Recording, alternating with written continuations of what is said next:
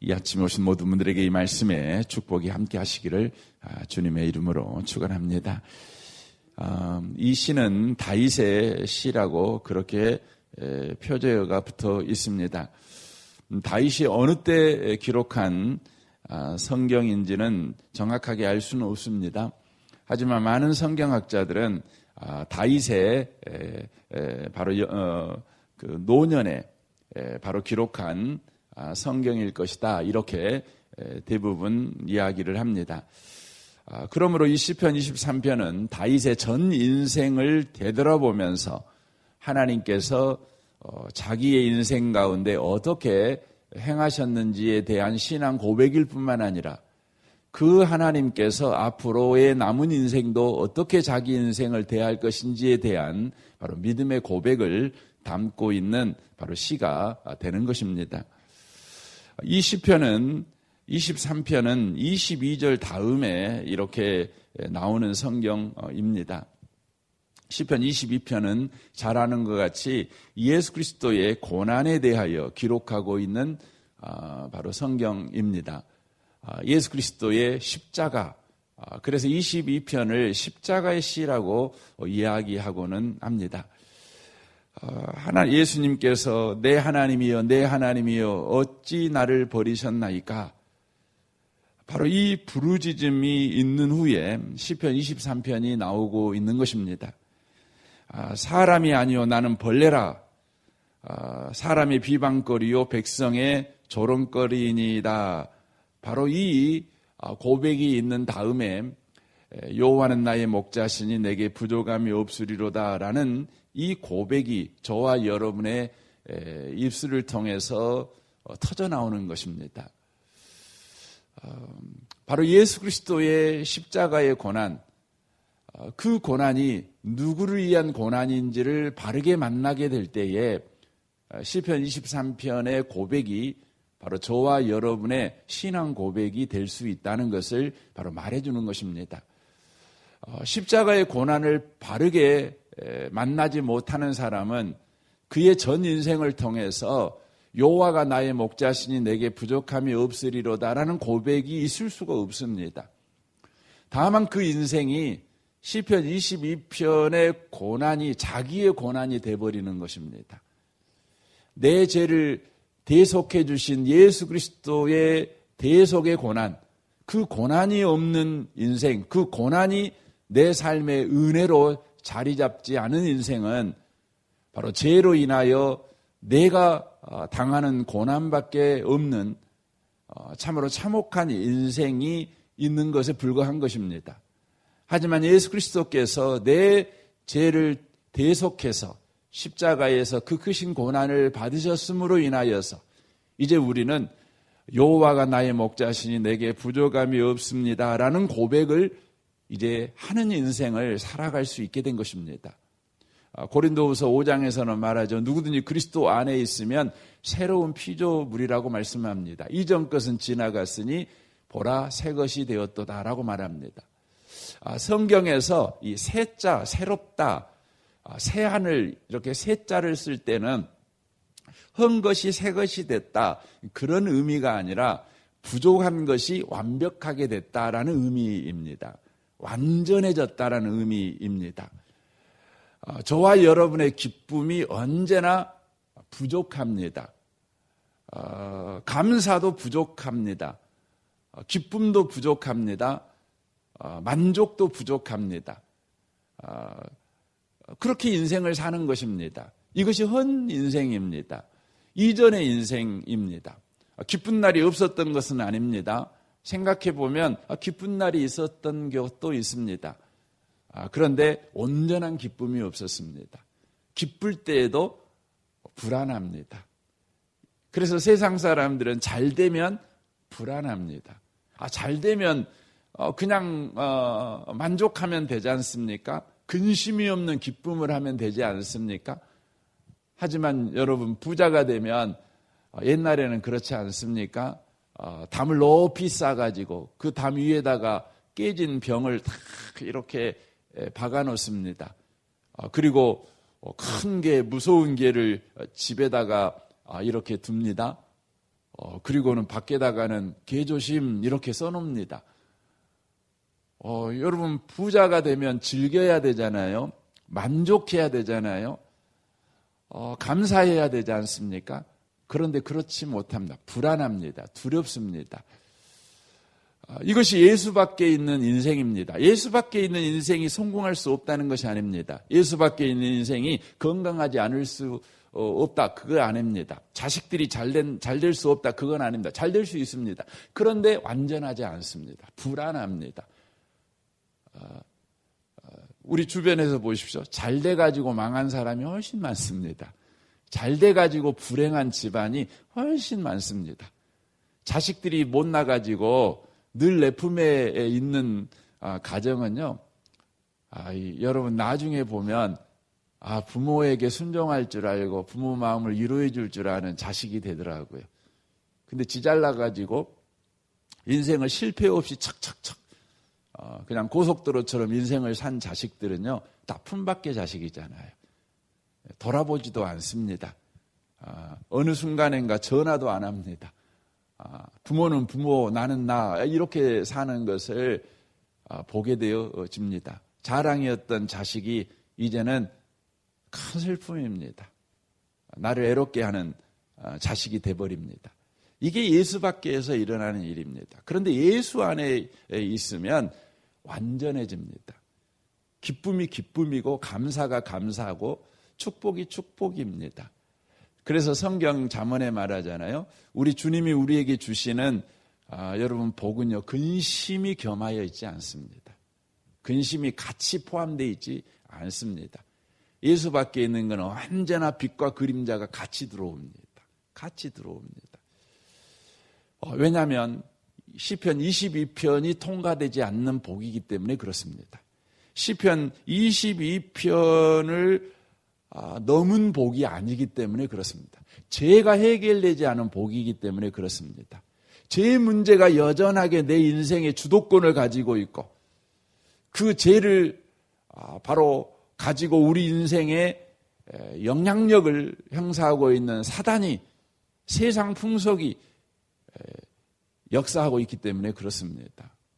하지만 시편 22편을 통과한 인생은 바로 예수 그리스도로 내 인생이 다스려지는 인생이 됩니다. 나를 사랑하셔서 아들까지 아끼지 아니하시고 내어주신 하나님께서 내 인생과 함께 하셔서 그 전능하심과 전지하심을 내 인생 속에서 마음껏 펼치는 바로 인생이 된 것이 바로 예수 안에 있는 인생인 것입니다. 그래서 예수 안에 있다는 것은 이제 새 시대를 살게 된 것입니다. 그런즉 누구든지 그리스도 안에 있으면 새로운 피조물이라고 돼 있는 이 성경은 정확하게 말하면 새로운 시대를 살게 되었다는 의미의 말입니다. 우리 인생은 아담의 영향력에서 벗어나지 못하는 우리는 아담의 후손 아닙니까?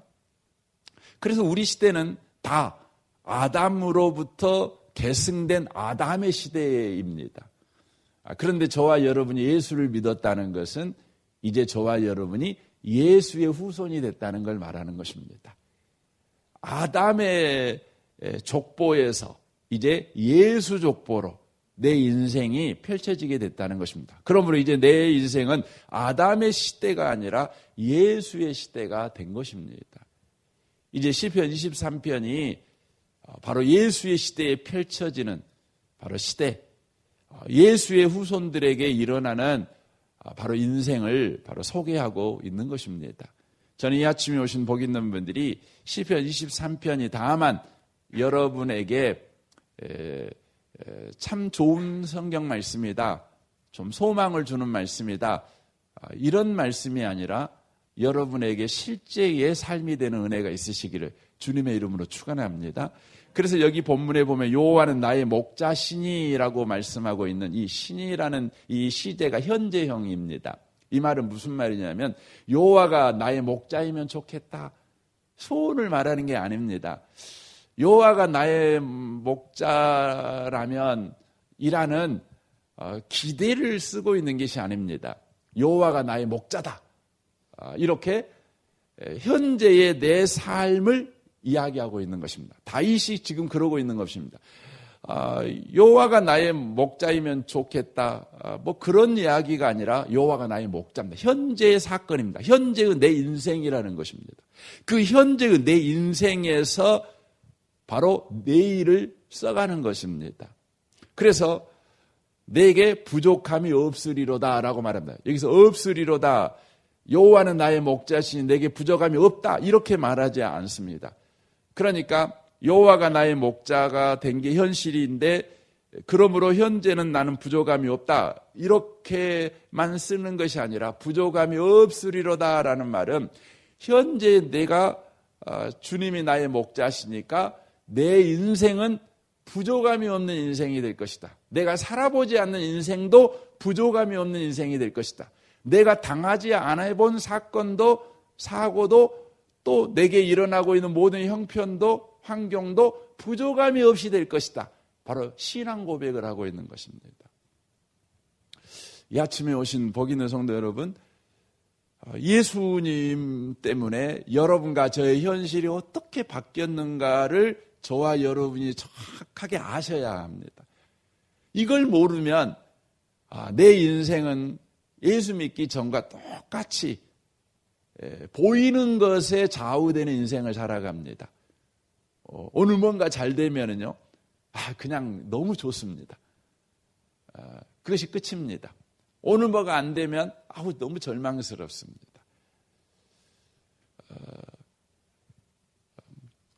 여러분, 저와 여러분은 예수 믿습니다. 예수 믿음으로 인하여 우리의 현실이 어떻게 바뀌었는지, 우리의 인생이 어떻게 바뀌었는지를 알고 내 인생에 무슨 일이 벌어져도 내게 부족함이 없으리로다. 바울 사도가 고백한 것 같이 로마서 8장 28절 같이 하나님을 사랑하는 자 곧 그 뜻대로 부르심을 입은 자들에게는 모든 것이 합력하여 선을 이룬다. 이 믿음이 저와 여러분에게 회복돼야 합니다. 이 믿음을 가지고 우리의 인생을 그렇게 살아가야 된다고 하는 것입니다. 여기 2절에 보면 그가 나를 푸른 풀밭에 누이시며 쉴만한 물가로 인도하시는도다라고 말씀합니다. 하나님께서 내 인생을 부족함이 없는 인생을 만들어가기 위해서 목자이신 주님이 목자의 역할을 하십니다. 두 가지 일을 하신다는 걸 말해주고 있습니다. 첫 번째는 푸른 풀밭에 누이시는 일을 하십니다. 목자로서 양이 부족함이 없게 하기 위해서 그렇게 한다는 것입니다. 두 번째, 바로 쉴만한 물가로 인도하신다 이렇게 말씀하고 있습니다. 이것은 그리스도인의 두 가지 삶을 말씀해주고 있는 것입니다. 그리스도인은 두 가지 삶으로 전 인생이 운행되어집니다. 여러분, 자동차가는 엔진이라는 것이 있지 않습니까? 이 엔진이라고 하는 것은 이제 행정이라고 그러죠. 이렇게 그곳에 이제 휘발유가 탁 주입되면 이 피스톤이 강력한 압력으로 그걸 폭발을 시킵니다. 폭발을 시키면 거기서 나온 에너지가 이제 변환되어 가지고 운동 에너지로 이제 바뀌는 것입니다. 그래서 이게 돌아가는 것입니다. 이렇게 자동차가 운행될 때는 이런 운동이 필요합니다. 그와 같이 저와 여러분들의 삶, 그리스도인의 삶에는 이 두 가지가 움직입니다. 움직여서 저와 여러분의 인생이 바로 부족함이 없는 인생이 되게 만드십니다. 하나님께서 그렇게 하십니다. 그 첫 번째가 뭐냐면 우리를 바로 푸른 풀밭에 누우신다는 것입니다. 여기에 나온 푸른 풀밭은 무엇을 바로 의미하고 있냐면 바로 하나님의 말씀 안에 거하는 삶을 바로 의미해 주고 있습니다. 하나님의 말씀 가운데 거하게 만드신다고 하는 것입니다. 이것을 다른 표현으로 말하면 시편 1편에 나와 있는 여호와를 하나님의 말씀을 묵상하는 삶, 이것을 말하는 것입니다. 하나님의 말씀을 읽고 하나님의 말씀을 듣고 하나님의 말씀을 기억하고 하나님의 말씀 따라 살아가는 삶, 거기에 바로 만족하게 만드신다는 것입니다. 누이신다는 것은 바로 만족한다는 것을 바로 이야기하고 있다고 하는 것입니다. 하나님은 언제나 저와 여러분의 삶을 말씀에 만족하게 만드십니다.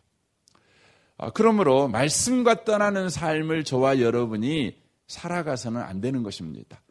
목자이신 주님이 양인 저와 여러분이 부족하지 않도록 바로 하나님의 말씀에 만족하도록 늘 하나님의 말씀 앞으로 저와 여러분을 인도해 가신다는 것을 기억하시고 그 인도를 쫓아서 저와 여러분이 바로 하나님의 말씀 앞에 늘 서는 삶을 살아가시기를 바랍니다. 또한 쉴만한 물가입니다. 이 쉴만한 물가라고 하는 것은 영적으로 보면 성령의 영향 아래에 있는 은혜라고 말씀을 드릴 수 있습니다. 성령의 역사하는 은혜 가운데 늘 있도록 하신다는 것입니다. 성령 충만을 의미하고 있기도 합니다. 바울 사도는 저와 여러분의 인생이 어떠해야 되는지를 이야기할 때 오직 성령으로 충만함을 받으라 라고 말씀하고 있습니다. 술 취하지 말라 이는 방탕한 것이니 오직 성령으로 충만함을 받으라라는 것입니다. 우리 하나님은 목자로서 양에게 목자다운 일을 하십니다. 그리하여 그가 기르시는 모든 양들이 부족함이 없도록 인도하십니다. 그 두 번째가 성령의 영향 아래 있는 인생이 되도록 성령의 베푸시는 은혜 안에 있도록 곧 성령 충만 안에 있도록 저와 여러분의 인생을 인도해 간다는 것입니다. 말씀과 성령이라는 이 두 축으로 우리의 인생에 역사하십니다. 그래서 말씀과 성령 안에 있는 그리스도인의 삶, 그 인생이야말로 부족함이 없습니다. 말씀과 성령 안에 있는 그 인생 속에 어떤 사건이 던져져도 어떤 사고가 바로 던져져도 어떤 환경이 주어져도 부족함이 없는 인생으로 만들어버립니다. 그 대표적인 사람이 구약 성경에 나와 있는 요셉입니다. 시편 5편에서 요셉이 엄청나게 고통을 받습니다. 그 온문의 표현대로 말하면 그 영혼이 이 쇠꼬쟁이에 끼어가지고 끌려다니는 그런 고난을 받습니다. 엄청나지 않습니까? 엄청나게 고통스럽죠. 왜 그 고통을 당했는가? 성경은 이야기를 합니다. 하나님의 말씀이 그를 끌고 갔다는 것입니다. 말씀이 그를 바로 충만하게 만드시는 것입니다. 말씀 안에 있게 만드는 것입니다.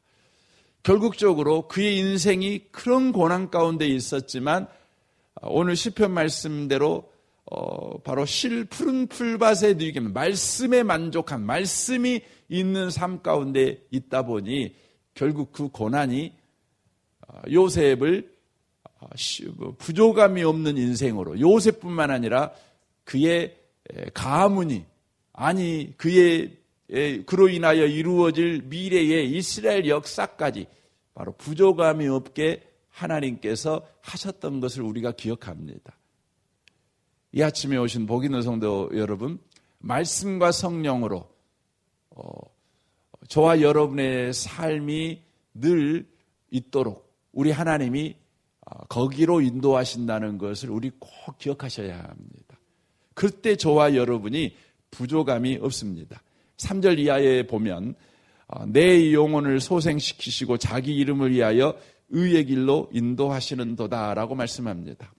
말씀과 성령이 바로 주도하는 인생, 그 인생 가운데 저와 여러분이 있게 될 때 우리의 영혼은 소생됩니다. 어떤 문제를 만나든지 영적으로 소생되어진 은혜를 누립니다. 저와 여러분이 게을릴 수 있습니다. 나태할 수 있습니다. 또 정신을 온전하게 못 차려서 세상에 그냥 기웃기웃하고 살아갈 수도 있습니다. 그런데 말씀과 성령으로 우리를 인도하시는 그 하나님의 인도하심 때문에 어떤 일을 만나면 여러분 여호와가 목자인 사람은요 영혼이 회복됩니다. 영적 침체에서 영적 활력을 회복합니다. 기도를 회복합니다. 예배를 회복합니다. 여러분 그렇게 되는 것입니다. 저와 여러분의 삶이 참으로 복된 것은 바로 영혼이 잘 되는 거 아니겠습니까? 영혼이 회복되는 것 아니겠습니까? 영적 생활이 활기를 찾는 것입니다. 영적인 만족이 있는 것입니다. 우리 하나님께서 저와 여러분을 그렇게 해 가신다는 것입니다. 자기 이름을 위하여 의의 길로 인도하시는도다라고 말합니다. 여러분 의라는 이 단어가 굉장히 중요합니다. 영어로 보면 이 의라는 것이 정의로 표현됐다. 정의. 이 정의라는 것은 틀린 것을 옳게 하는 게 정의 아니겠습니까? 틀린 것을 바로잡는 게 정의입니다. 하지만 성경에서 의라고 하는 것은 정의가 아닙니다. 성경에서 의라고 할 때에 이 의는 궁극적으로 평화를 이야기합니다. 평화가 무슨 의미냐면 바로 관계가 틀어진 사람들이 관계가 회복된 거. 그래서 관계가 틀어진 관계가 회복되어지게 하는 일련의 모든 바로 행동을 가르쳐 의라고 말합니다. 의. 그래서 여기에 보면 자기 이름을 위하여 의의 길로 인도하시는도다라는 의미의 말은 하나님과의 관계가 온전하게 회복된다는 것입니다. 언제 우리가 하나님과 관계가 틀어집니까? 죄가 개입되면 틀어지죠. 죄가 끼면 하나님과 관계가 틀어집니다. 그런데 우리 목자 되신 우리 하나님께서 우리를 부족함이 없게 만드십니다. 그 방법이 말씀과 성령 가운데 거하게 하십니다. 말씀과 성령 가운데 거하게 될 때 우리에게 일어나는 모든 사건들이 하나님과 관계를 회복하는 일에 쓰여집니다. 하나님과 관계가 회복되면 우리가 진정으로 부족함이 없는 것입니다. 요한복음 15장에 말씀하고 있는 것 같이 가지가 나무에 붙으면 여러분 열매를 맺습니다.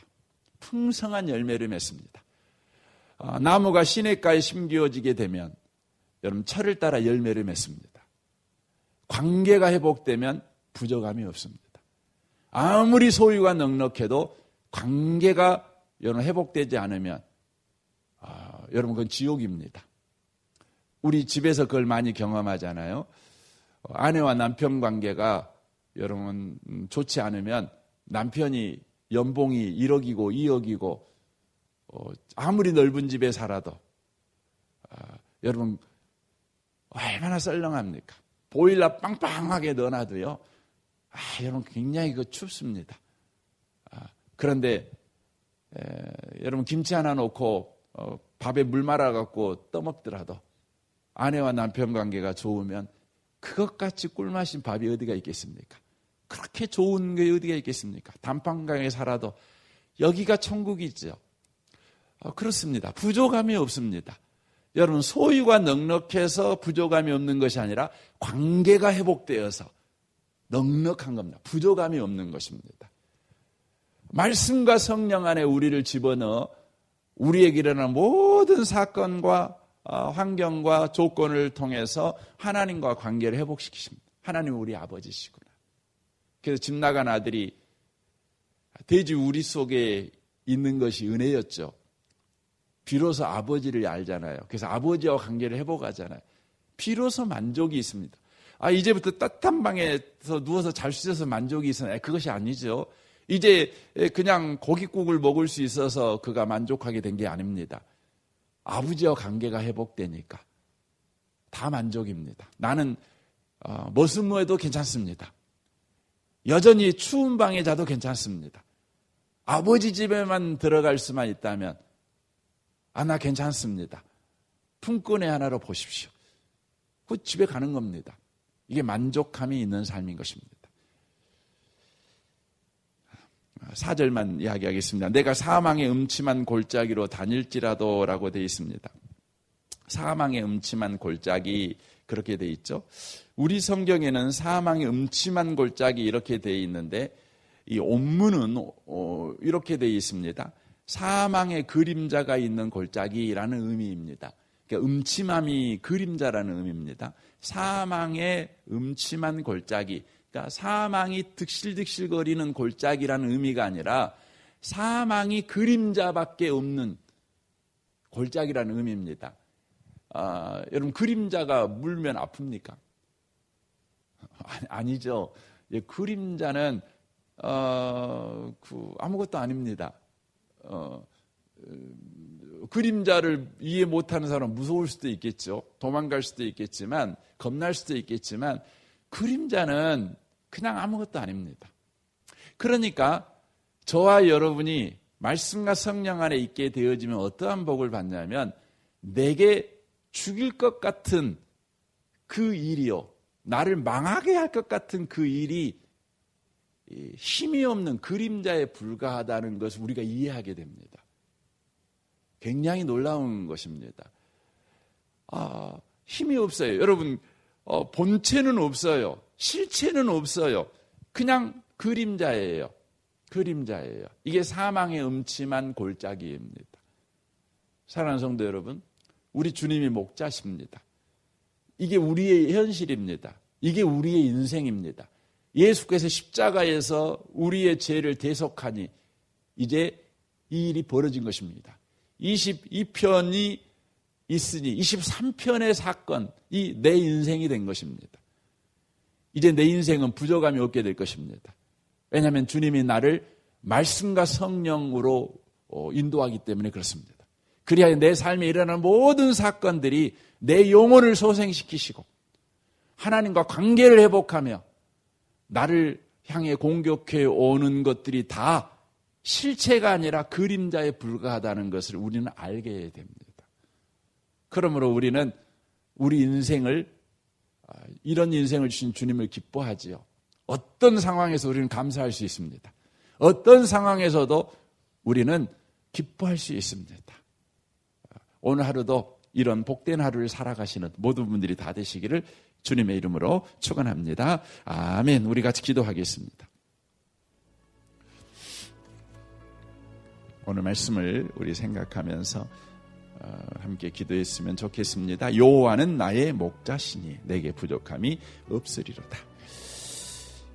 내일 주일을 위해서 특별히 기도해 주시면 좋겠습니다. 내일 주일 예배가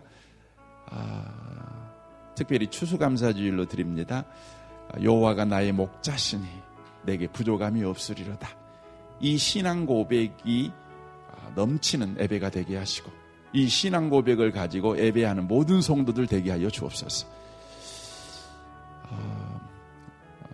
여러분의 가정과 직장과 사업과 이 나라 이 민족과 이 도시와 또 북한과 열방을 위해서도 여러분 이 아침에 기도해 주시면 좋겠습니다. 우리 좋으신 주님께 이 아침에 우리 통성으로 구하겠습니다. 기도하겠습니다.